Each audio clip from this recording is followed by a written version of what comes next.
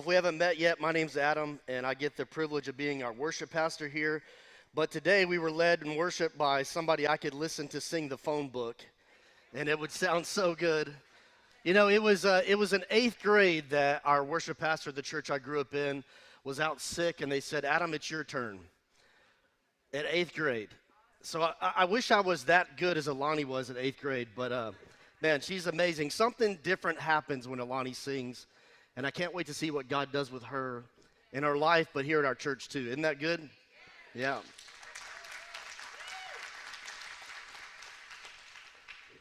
Well, this hat right here was a gift from my friend Bruce Mindy. Bruce owned Mindy Woodworks right here in Leander, Texas. And for decades, Bruce built custom cabinetry. A lot of his work can be found in some of the most beautiful homes across Central Texas. Bruce was a master cabinet maker. And I don't use that word lightly because there are people who can do something, and then there are people who've spent their entire lives mastering it. That was my friend Bruce. Bruce could walk into his shop and look at a pile of lumber, glue, clamps, and hardware and see something nobody else could see. You know what he could see? The finished product. Years ago, I was trying to make extra money for my family. And I would build basic furniture. I'd buy little DIY plans off of the internet. And I was building it in my garage, and I'd sell that basic furniture on Craigslist. And in my mind, I was kind of like a carpenter. One of the guitar players in our church saw some of my work, and he hired me to build a king bed for him and his wife out of expensive reclaimed wood. Some of the wood from this project came from the rivers of Louisiana. In the late 1800s, loggers would harvest cypress trees that had been growing since 1700 AD. And inevitably, some of the logs would fall off of the boats and the rigs as they made their way down to the swampy rivers to the sawmill. These logs became known as cypress sinker logs, buried in the rivers of Louisiana for hundreds of years. The rails and the trim boards of this king bed came from the decommissioned Wild Turkey Distillery. The boards were from the 1930s bourbon mash tanks, and I kid you not, you could still smell the liquor in the wood. The materials alone for this bed were over $3,000, and I had one small problem. I had no idea what I was doing. I was a fake carpenter. So I drove over to Bruce's shop. I remember sitting on the tailgate of Bruce's old white Ford pickup truck, explaining my lousy, simple build plan. I was talking, Bruce was listening, and then he started mumbling under his breath. A few choice words, and I swear I heard him say a few times, Adam, you're an idiot. And honestly, he was right. I wasn't ready for this big of a project that I'd been hired for. I thought I knew what I was doing. I had a little bit of confidence. But Bruce knew I didn't. So he took me into his shop, and I'll never forget the smell of the sawdust, the sounds of machines I didn't even know the name of, just humming along, the jigs he had spent years building, the fancy, expensive tools that made quick work of complex joints, the half-finished projects scattered all over the shop, and the piles of lumber stacked into the corners according to species of woods. This wasn't just a workshop, it was an artist's studio. Bruce would move around that shop with only the confidence that can come from thousands and thousands of hours of practice. He would pick up a raw piece of wood and immediately know what he needed to do with it. One day while working on that bed, Bruce told me something I've never forgotten. He said, Adam, the difference between a good carpenter and a bad carpenter is knowing how to fix your mistakes. And man, Bruce was a master at it. When I made mistakes, and I did, Bruce wasn't surprised. Although he would mumble again and push me out of the way and show me how to do it the right way again. He always knew what to do next. He knew how to keep the project moving toward the finish line, or he knew how to fake it, one of the two. Eventually, we did finish that bed. And I'll be honest, Bruce finished the bed.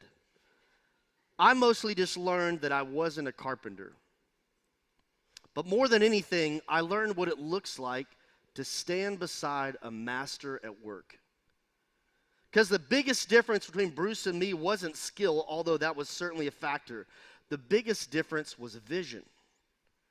We could be looking at the exact same materials, but Bruce wasn't seeing what was, he was seeing what would be. Bruce was a huge part of our RockPointe church family. He served for many, many years with the Point of Hope homeless ministry and was just one of those guys you could call when someone needed help in the church. And it seemed like yesterday that I got the call. Bruce was in his shop changing a filter, and in an instant, he passed from this life to the next. In the very same place that he and I made that bed together, all of a sudden, Bruce met the real Carpenter. I want to welcome you this morning to the Sandpaper series. We're starting it today. We're going to go for the next 5 weeks. We're going to be talking about the people who criticize you, the people who try to control you, or the people that drain you, or the people that have even become your own worst enemy. And every week of the Sandpaper series, we're going to call these people the Sandpaper. I could think of a whole lot worse names, but we are in church, so we're going to keep it PG. You know, most of us, myself included, we spend our entire lives trying to get rid of these people. We try to fix them or change them or convince them or even escape them altogether. But before we talk about the Sandpaper, we really need to understand the Carpenter. Because sandpaper by itself has no real purpose. The sandpaper only makes sense when it's in the hands of a skilled carpenter. You see, sandpaper only has one function: friction. Through the friction created by the grit of the sandpaper, it removes what shouldn't be there and helps reveal what should. But you know, sanding is not the goal. The finished product is. And for those of us who are following Jesus, that's exactly what God is up to in our lives. St. Paul tells it this way: God knew what he was doing from the very beginning. He decided from the outset, from the beginning of our lives, to shape the lives of those who loved him to be conformed to the image of his son, Jesus. And please don't be shocked when I tell you this. Did you know that God's ultimate goal is not to simply make you happy? He's not trying to make your life easier or more comfortable. Right here in Romans, it tells us that his goal is to make us more like Jesus. That's what our carpenter is after. I'm talking about love for difficult people. Or how about this? Patience for our relentless toddler. Or our hormonal teenager. I may know a thing or two about that. Humility for our arrogant boss that we're tired of working for. Or forgiveness for our offender. Or trusting God's plan when we don't get our way again. And did you know one of God's favorite tools for accomplishing this work is relationships? Because nothing exposes who we really are quite like other people.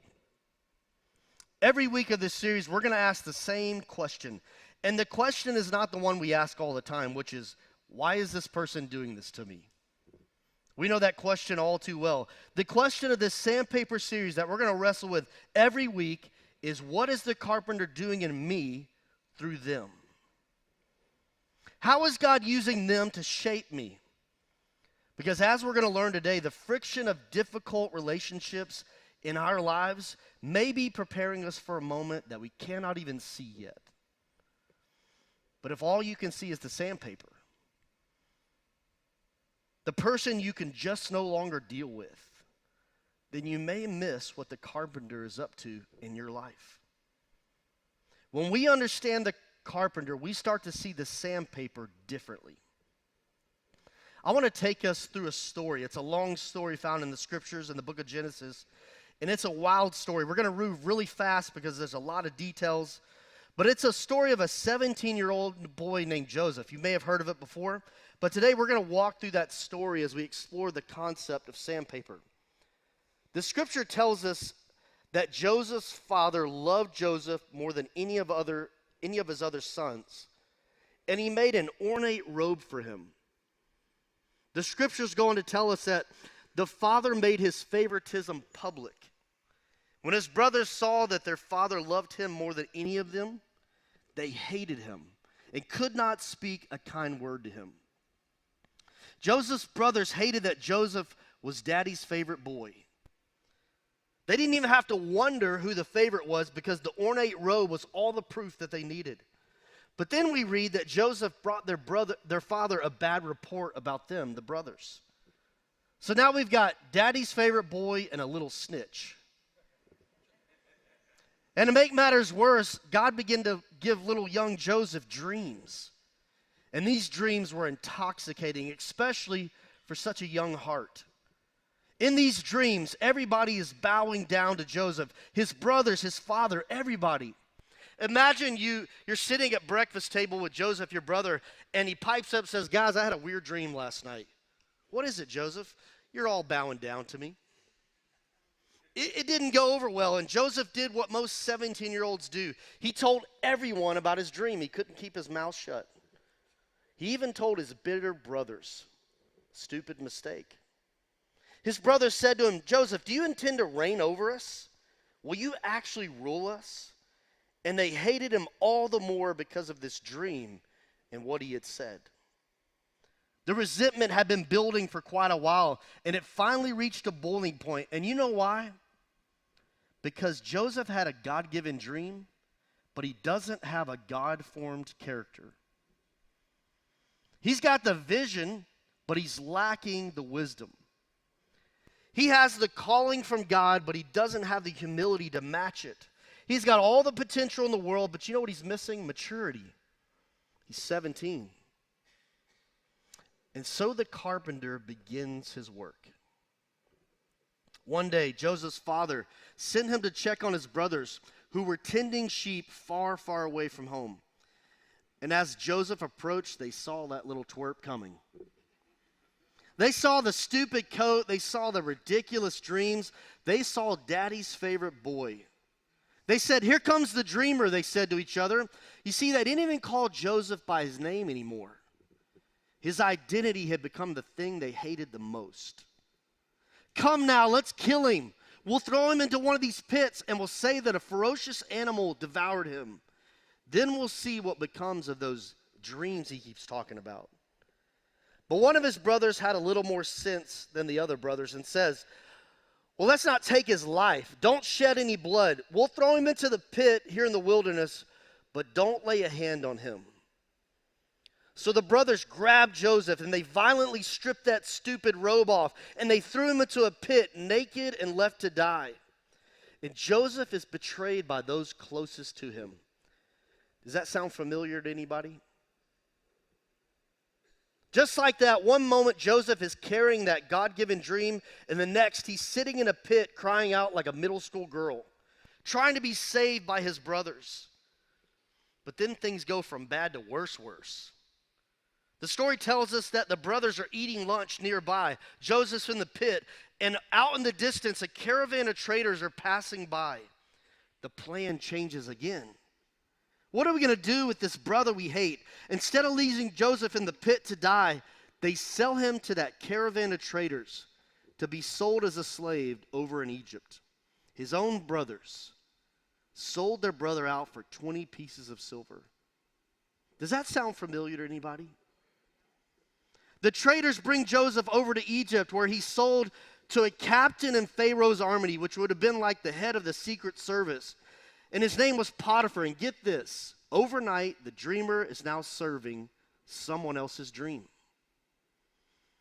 Joseph's got every reason at this point to be bitter, but you know what he does? He gets to work. Over time, Potiphar notices something's different about old Joey. He's trustworthy, he's reliable.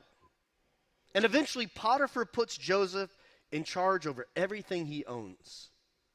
For the first time in a while, life feels like it's finally turning around. And then another crisis arrives. Potiphar's wife became attractive to Joseph. I laughed when I read this little detail where it says, now Joseph was well built and handsome. Now we know why his brothers really hate him, because he got all the good looks and he's got the big muscles, right? One day he goes into the house to attend to his duties, and none of the household servants were inside. He's alone. And then she caught him by his garment and said, "Come to bed with me." But he left his garment in her hand and he ran out of that house. Well, humiliated and angry, Potiphar's wife turns the story around and falsely accuses Joseph of rape. Everyone believes her accusations. You see, Joseph did the right thing. He ran from the temptation, but he still was accused of wrongdoing. Does that sound familiar to anybody? When his master heard the story, his wife told him, Joseph's master took him, put him in prison, the same place where the king's prisoners were confined. Another setback, another disappointment, another reason to wonder where God was or what about that dream he gave me as a young boy. But inside that prison, Joseph met two officials who used to serve in Pharaoh's palace. And one night while in prison, both men had troubling dreams. But if you remember from earlier in the story, dreams is something Joseph has a little experience in. Joseph interpreted those dreams, and everything in those dreams happened exactly as he said they would. Joseph explained to the two dudes in prison, one of you is going to get to go back to work in Pharaoh's palace, but the other one of you ain't going to make it, dude. As the first man was preparing to leave the prison, Joseph asked him one simple favor. Hey, bro, when all goes well with you, would you remember me and show me kindness? Mention me to Pharaoh and help me get out of this prison. But the scriptures record another heartbreaking blow in Joseph's story. The chief cupbearer did not remember Joseph. He forgot him. Forgotten by the very person he had just helped. And Joseph remains in prison. But then one night, Pharaoh himself had some disturbing dreams, and no one in the palace could explain them or make sense of them. But lo and behold, that prisoner who had promised to remember Joseph, he finally speaks up and says to the Pharaoh that there's a dream interpreter locked away in his own prison. So Joseph was brought in, rushed in before Pharaoh, the most powerful man on earth at the time. And Pharaoh inquired, I hear you can interpret dreams? Now I want you to stop and think about this moment for a second. You know, the 17-year-old Joseph would have loved this moment. Because the spotlight is on him. The attention is back on him. The opportunity would have been intoxicating.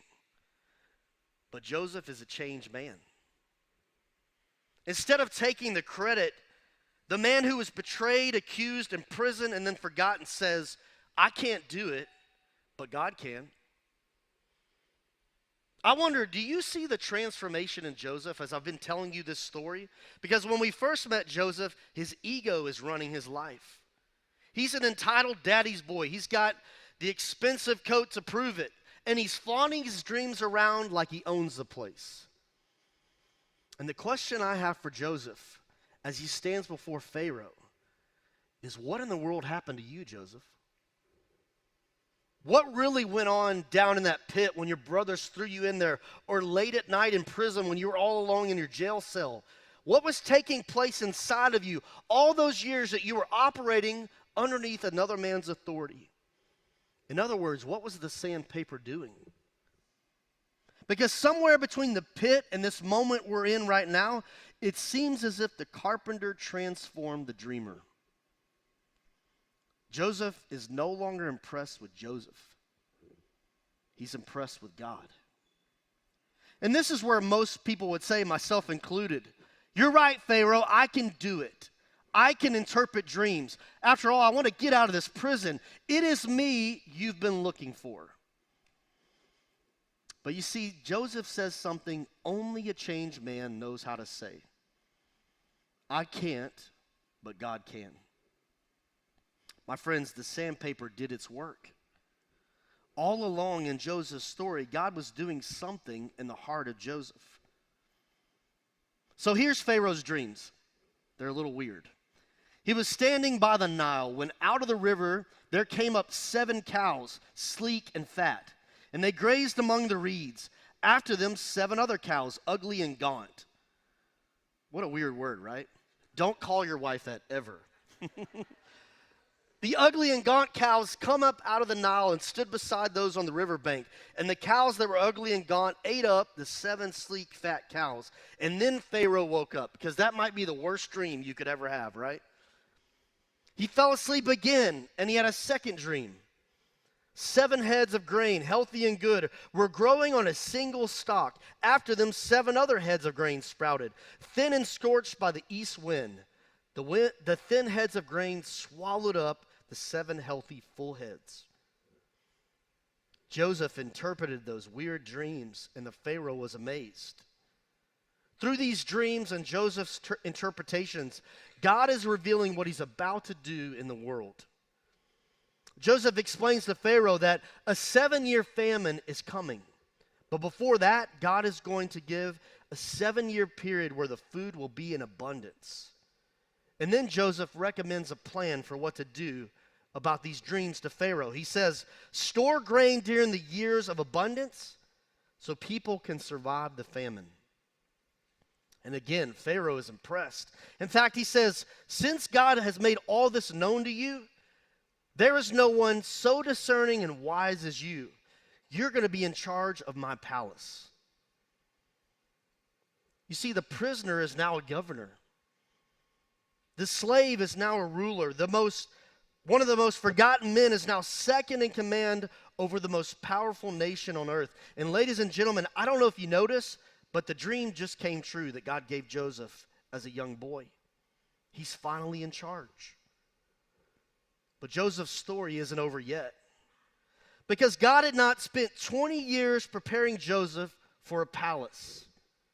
He spent 20 years preparing Joseph for a moment that hasn't come in his story yet. A moment where everyone is going to see, including us today, what the carpenter had been building all along. Because 7 years later, that famine did come. And it spread across the land far and wide. And people are dying, they're starving, including Joseph's own brothers and father. Joseph's father learned that there was food for sale in Egypt. So he said to his other sons, I've heard there's grain for sale over in Egypt. Go down there and buy some for us so that we may live and not die. The very men who sold Joseph into slavery are now being forced to travel to the place that they sent him away to be a slave. And you ain't going to believe this. Joseph is the governor of the land, which means he's the person who sold grain to all of its people. Uh-oh. I don't know if you're listening, but do you see what's about to happen? It's about to be WWE Brothers Edition up in Pharaoh's palace. So when the brothers arrive, they bowed down to him with their faces to the ground. As soon as Joseph saw his brothers, he recognized them, because you never forget the person that betrays you. Although Joseph recognizes his brothers, they did not recognize him. And the scriptures tell us something so interesting, so revealing about the heart of Joseph. Then he remembered the dreams about them. Joseph doesn't remember the dreams when he becomes governor. He remembers the dreams the moment his brothers are bowing before him. The brothers begin talking amongst themselves. Surely we're being punished because of our brother. We saw how distressed he was and when he pleaded for his life, but we would not listen. As they're saying this, Joseph is just feet away and overhearing them talk, and he begins to weep. You know why? Because the wounds are real. The pain of betrayal is real. The memories from the past are flooding back in, and they're literally bowing down at his feet. And Joseph could no longer control his emotions in this moment. And he begins to weep loudly, and he lets out a soul-crushing cry. And he says to his brothers, I am Joseph. Is my father still alive? But his brothers were not able to answer him because they were terrified at his presence. This is the moment. This is what all the sandpaper has been preparing Joseph for. Because now Joseph's got all the power. With one command, he could humiliate his brothers and even destroy them. And if young Joseph is sitting on that throne, I guarantee you that's exactly what happens. But instead of revenge, compassion comes spilling out of Joseph's heart. Instead of bitterness, forgiveness comes out. The sanding worked, and that's when Joseph says some of the most profound words that explain his entire life up until this point. When he says, "You intended to harm me, but God intended it for good." Did you notice he doesn't deny the evil that was done to him? He doesn't make excuses for his brother's betrayal. He simply recognizes something greater has been at work in his story in the background this entire time. There were two intentions at work in his life. His brothers meant evil, but God intended good out of that evil. And this is where we have to realize that the palace was never really the point of the dream. You see, God had been creating the kind of man who could be trusted with this moment right here. Get this, Joseph saved the lives of the very people who betrayed him. Does that sound familiar to anybody?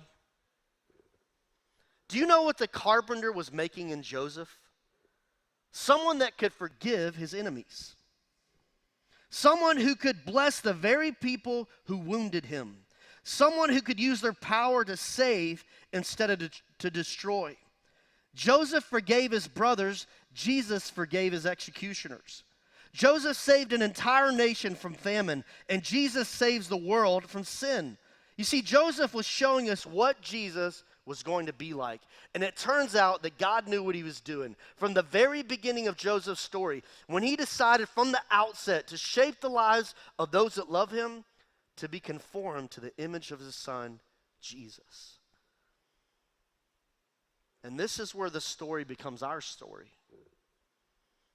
Because every person in this room listening to me right now, or later on this week when you watch this video on YouTube, every person has sandpaper. You know their name and you know their face. You know the pain they've caused you and the pain they keep causing you. And for most of our lives, day after day, we ask the same question: why are they doing this to me? Why doesn't God change them? Why doesn't God just remove them from my life? Because you know what? All we can see is the sandpaper. As I've read and reread Joseph's story this last couple weeks, getting ready for this message, I've realized something. Just like Joseph, I've always been fascinated by dreams and big, bold visions. I've lived most of my life underneath a divine calling. As a kid, my dad would say, "Adam, God's put an anointing on your life that when you sing, dead things will come back to life." Every single day, I have dreams of building the future. It's just how God made me. And I'm the last person that should ever be preaching this message. You know why? I've spent most of my life frustrated by the people and the circumstances that seem to be standing in the way of my dreams for the future. Only able to see the sandpaper. But somehow during reading this story of Joseph and preparing for this message, Joseph's story stopped becoming a story I was reading, and it became a story that started reading me. I sensed God asking me a question. Adam, what if the dream I've given you is not the point? What if the dream is about the person I'm creating you to be? What if the destination is not the goal, but your character is? A whole new way to see the sandpaper. What if God is less concerned about getting me where I want to go and more concerned about the kind of person who can be trusted when I get there? You see, Joseph's story is not teaching us. Joseph's story is teaching us that only God can change people. What came out of Joseph was evidence that the carpenter had been at work. For 20 years, God had been producing something that Joseph could never produce on his own. I want to tell you this morning what Joseph's story is not teaching us. It's not teaching you to try harder. It's not teaching you to leave here today and say, I'm going to be more forgiving to the person that is being sandpaper in my life. Because if you've ever been deeply wounded, you know that's not how it works. Nobody gets betrayed like Joseph and then simply decides to become more compassionate. Nobody gets thrown into a pit, sold into slavery, falsely accused and forgotten, and then one day just wakes up with a heart full of grace. Something happened to Joseph. Or more accurately said, someone happened to Joseph. You see, the carpenter had been at work, and for 20 years, God had been doing in Joseph what Joseph could never do for himself, because only God can transform people. I hate it, but it's true. And that's still how transformation works, because the fruit of Jesus is produced by Jesus. The love, the patience, the humility, the forgiveness, I got to break it to you. Those are things that you cannot manufacture. They are things that God grows in us. Our job is not to become the carpenter. Our job is to trust him enough to stay on that workbench, to surrender again, to choose to cooperate, to let him keep working.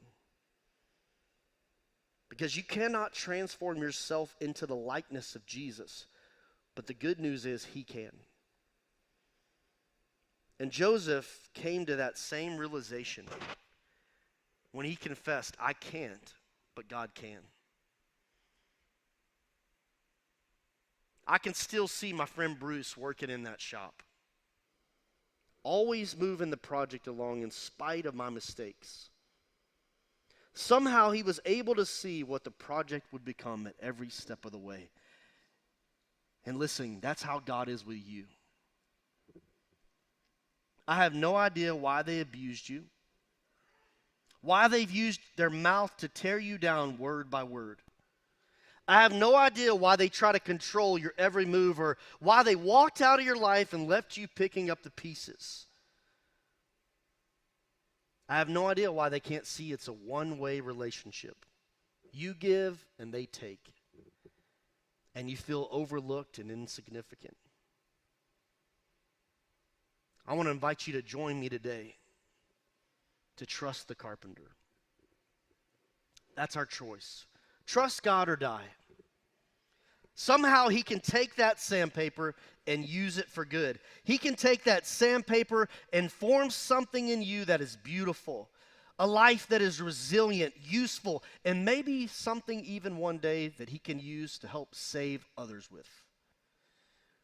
And then one day you'll be able to look back and say, just like Joseph, yeah, they intended it for evil, but God intended it for good. Just like Joseph, we need quite the transformation.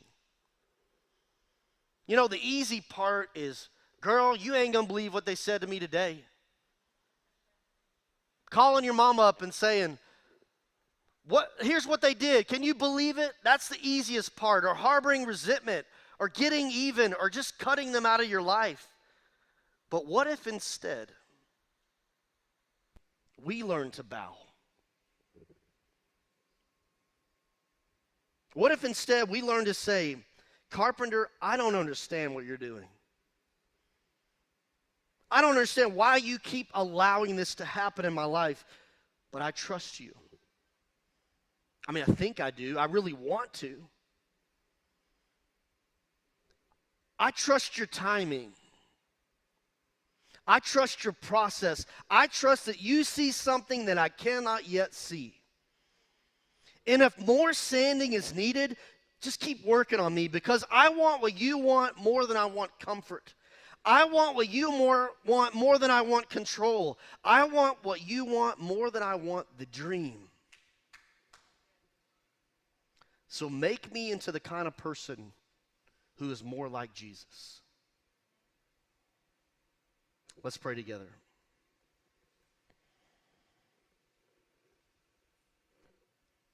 God, we're really good at being annoyed. We're really good at finding all these people in our life that offend us, that don't do things the way we think they should. And all we know to do is to ask, why are they doing this? But Carpenter, I pray you'd work in our lives. Help us to see the sandpaper differently. What are you doing? What are you up to? What dream do you have coming for us? A moment in our marriage, in our parenting, in our finances, a moment in the world where the sanding is going to be needed for us to handle that moment. But we don't know how to trust you because we can't see what you're doing. So I pray, like it says in Romans, God, that you would help us to see that you've got a plan. You've got a plan for the people that annoy us, betray us, wound us. Somehow you're going to use it to form you in us. So I pray this wouldn't just be another message where we leave and feel guilty about how we've been looking at the sandpaper. I pray the song we would be singing is I trust you. It's your name we pray. Amen.